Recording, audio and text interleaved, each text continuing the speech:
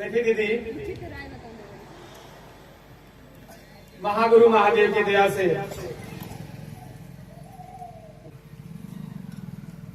महागुरु महादेव के दया से साहब दीदी के आशीर्वाद से हमनी के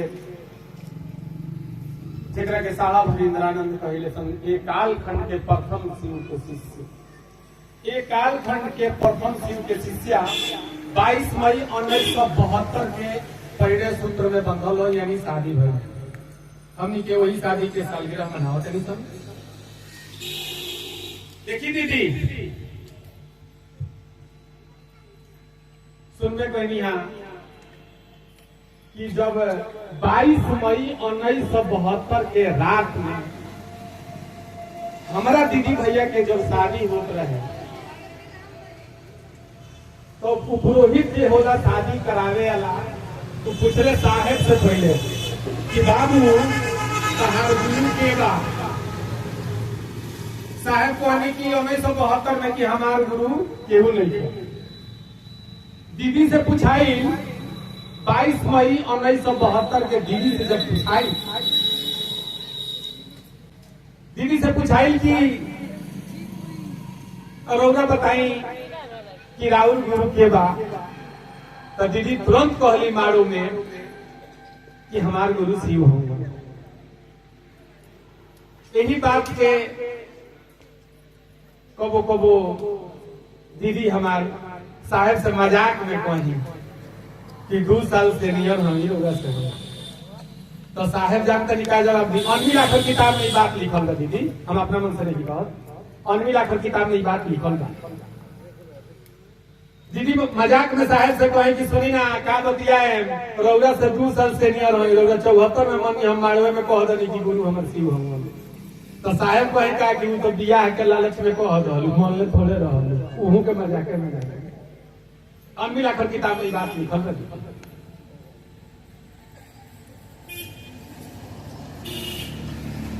तो ऐसा हंसी मजाक वाला बात करते हुए जब बात आगे बढ़ल, साहेब दीदी के मन पर भारी महादेव पड़ले।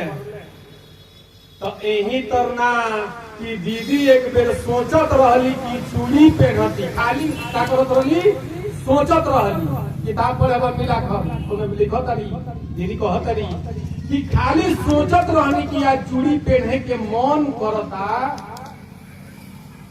तो सदा लिबास में चूड़ी बेचे वाली एक जनी आ गई।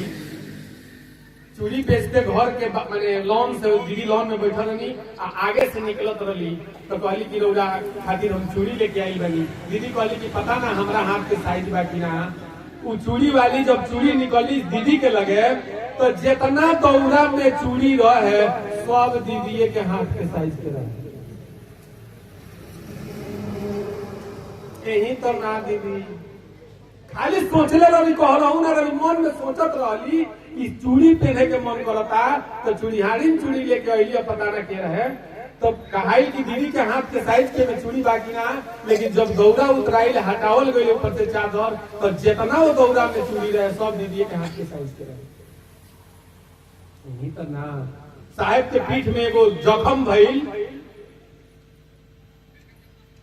तो सारा डॉक्टर कह दिले रहे लोग कि ना ठीक हुई।